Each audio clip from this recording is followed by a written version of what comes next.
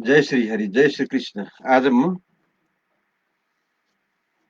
हरिवंश पुराणको 109औं दिनमा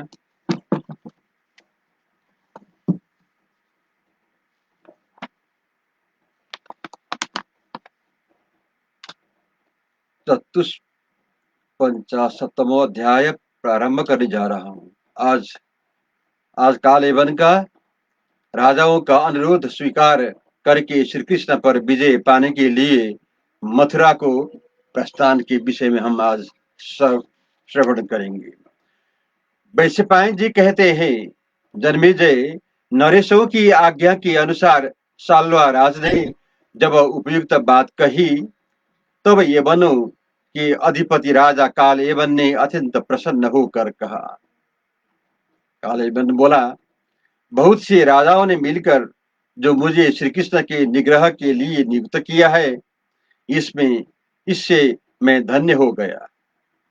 यह उनका सब का मुझ पर महान अनुग्रह है।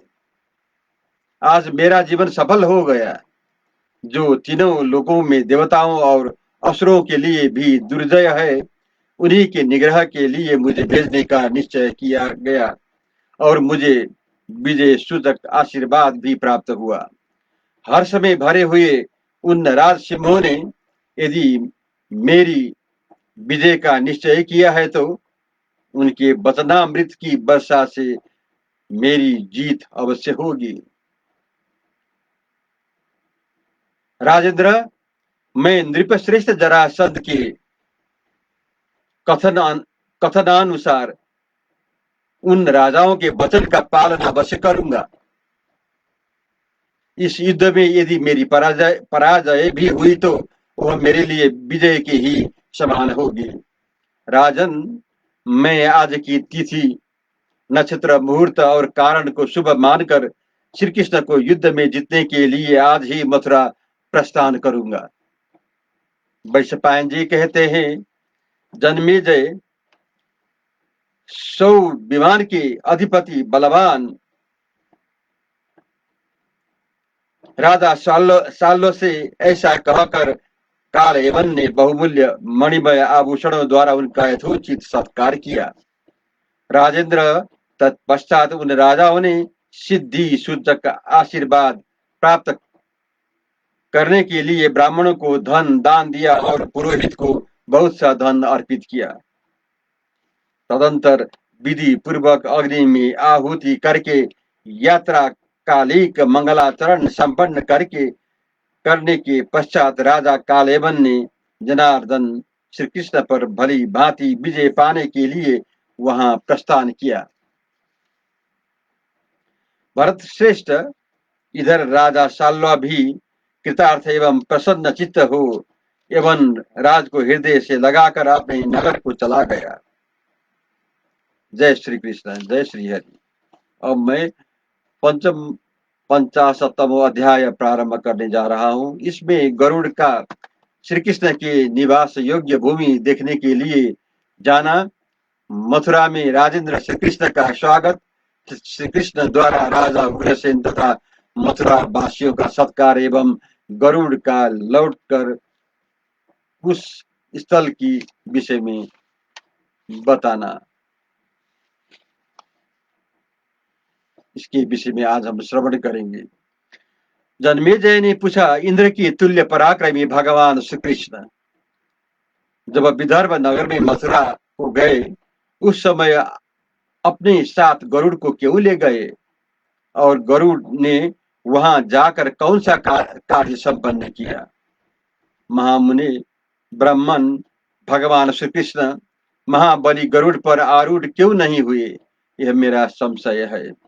आप इसका ठीक ठीक समाधान करें। तब वैश्य पायन जी कहते हैं, राजन, महातेजस्वी विनतानंदन गरुड़ ने विदर्भ नगर में जाकर ऐसा कार्य किया था जो मानवीय शक्ति से परे की वस्तु है।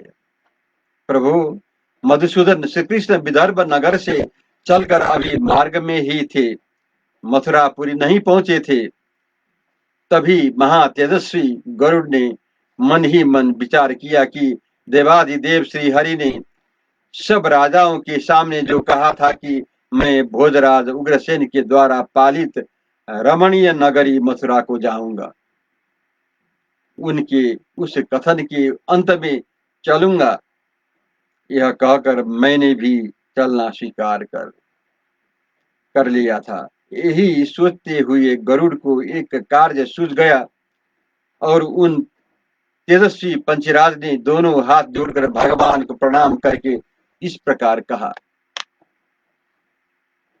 गरुड़ बोले, देव, मैं राजा रैबत की कुश स्थली नगरी को जाऊंगा। वहां रमणीय रैबत गिरी है, जहां नंदन के समान मनोहर वन है।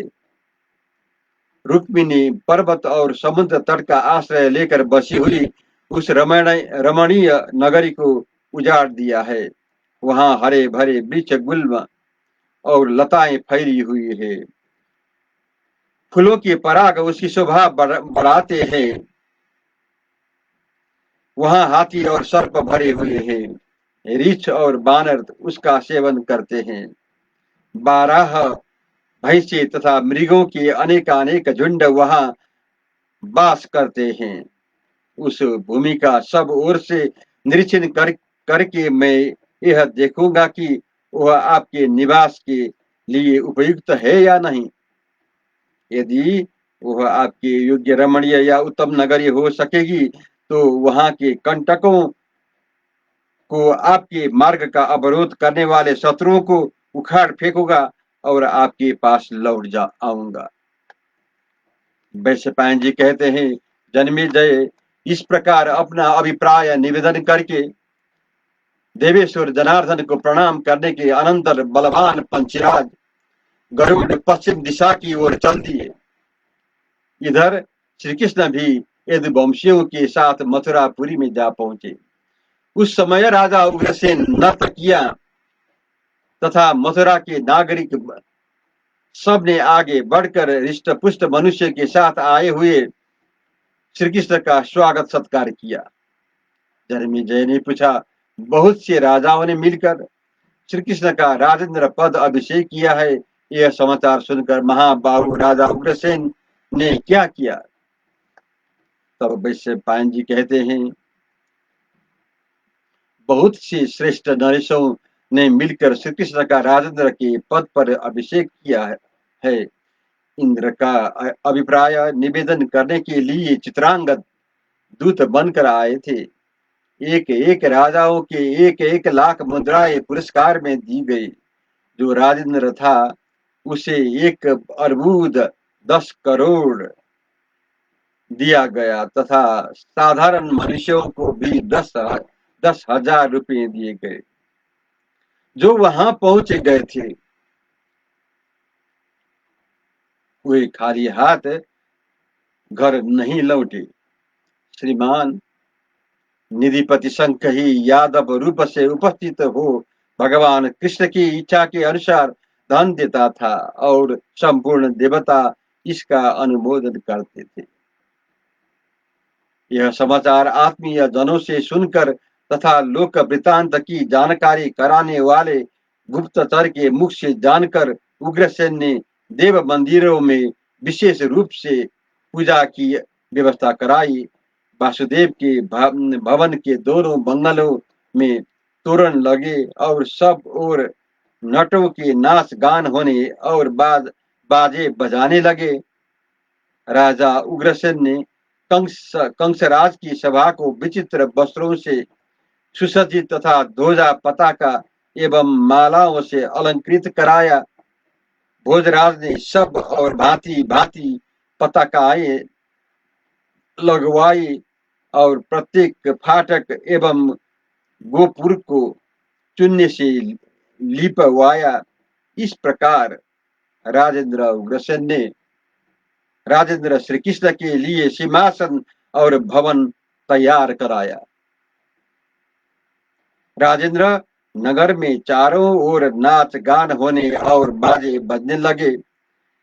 राजमार्गों पर चंदन युक्त जल का छिड़काव किया गया था और वहां चारों ओर जल से भरे हुए कलश रखे गए थे। उन कलशों का पताका और वनमालाओं से अलंकृत किया गया था। राजा उग्रसेन ने भू तल पर पांव डे के रूप में वस्त्र बिछा दिए और वहां फूलों के माला रख दी थी। तब तथा सड़कों के दोनों बगल चंदन अगुरु और गुगुल की धूप जलावाई।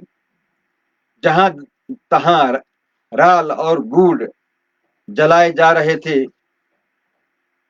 बूढ़ी स्त्रियों के समुदाय स्थान स्थान पर स्तुति और मंगल गाते थे। उनके साथ ही युवतियां अपने अपने घरों पर आद्य सजाकर श्री कृष्ण के शुभागमन की बाट जोह रही थी। इस प्रकार राजा उग्रसेन नगर में आनंदोत्सव की व्यवस्था करके वासुदेव के घर पर गए और श्री कृष्ण के अभिषेक तथा आगमन का प्रिय समाचार निवेदन करके बलराम के साथ सलाह कर श्री कृष्ण के रथ के निकट चले। राजन नरेश्वरी इसी बीच में बड़े जोर से शंख ध्वनि सुनाई दी। पांचजन्य का गंभीर नाद सुनकर मधुपुर वासी श्री बालक वृद्ध सूत मागध और बंदी बलराम जी को आगे करके विशाल सेना के साथ आद्य पाद्य आदि लिए नगर से बाहर निकले। इन सब के साथ बुद्धिमान राजा उग्रसेन भी थे। श्री कृष्ण के दृष्टि पथ में आकर राजा उग्रसेन अपने उज्जवल रथ से उतर पड़े और पैदल ही आगे बढ़े। उन्होंने देख भगवान कृष्ण एक रमणीय रथ पर विराजमान है। दिव्य रत्नमय आभूषणों से विभूषित है। उनके अंगों के आभूषण दिव्य रत्नों की प्रभा से प्रकाशित हो रहे हैं। उनके वक्ष स्थल पर वनमाला विराज रही है। वे दिव्य रूपधारी श्री हरि तपते हुए सूर्य के समान जान पड़ते हैं। उनके दोनों पार्श्व में चंवर और व्यंजन डुलाए जाते हैं। सिर पर छत्र तना हुआ है। रथ पर ऊंचा गरुड़ ध्वज फहरा रहा है। वे समस्त राजोचित लक्षणों से संपन्न है और निकट आए हुए सूर्य के समान दिव्य ज्योति से जाज्वल्यमान हो रहे हैं। अद्भुत शोभा से व्याप्त दिखाई देते हैं। उन देवेश्वर श्री हरि की ओर देखना भी अत्यंत कठिन हो रहा है। राजेंद्र भगवान श्री कृष्ण को इस रूप में देखकर राजा उग्रसेन शत्रु सैन्य हंता कमल नयन बलराम जी से हर्ष गदगद वाणी में बोले, महाभाग, मैंने पहले से ही यह सोच लिया है कि मुझे रथ पर बैठकर भगवान के सामने नहीं जाना चाहिए। अतः तुम ही रथ से यात्रा करो। ऐसा कहकर वे रथ से उतर गए। उतर कर वे फिर बोले, भगवान विष्णु थम्य रूप धारण करके इस मथुरापुरी में आए थे। उन्हीं के राजाओं की समुद्र में जाकर अपने देवेंद्र रूप की प्रकाशित किया है। अतः मैं केशव जी सर्वत भाव से स्तुति करना चाहता हूँ। तब श्री कृष्ण के बड़े भाई महा तेजस्वी बलराम ने राजा उग्रसेन को इस प्रकार उत्तर दिया। नरेश्वर, यहाँ आते हुए देव प्रवर श्री कृष्ण की स्तुति करना आपके लिए उचित नहीं है। राजन, आप पर तो श्री कृष्ण बिना स्तुति के ही संतुष्ट है। जब वो संतुष्ट ही है तो उनकी स्तुति से आपको क्या लेना है। आपके दर्शन मात्र से ही उनकी स्तुति हो गई। राजन, श्री कृष्ण राजेंद्र का पद पाकर आपके घर आ रहे हैं, इसीलिए आप अमानुषिक दिव्य स्तुतियों द्वारा उनकी स्तुति करें। यह आपके लिए उचित नहीं है। इस तरह बातचीत करते हुए वे दोनों श्री कृष्ण के निकट जा पहुंचे। राजा उग्रसेन को हाथ में आर्घ्य लिए खड़ा देख वक्ताओं में श्रेष्ठ श्री कृष्ण अपने उत्तम रथों से ठहराकर उनसे इस प्रकार बोले। मथुरापति, मैंने जो आपका इसलिए अभिषेक किया था कि आप मथुरा राज्य राज्य के स्वामी हो, उसे आप स्वयं ही मटिया मेट कर दे। यह आपके लिए उचित नहीं है। जय श्री कृष्ण, जय राधे, जय श्री हरि।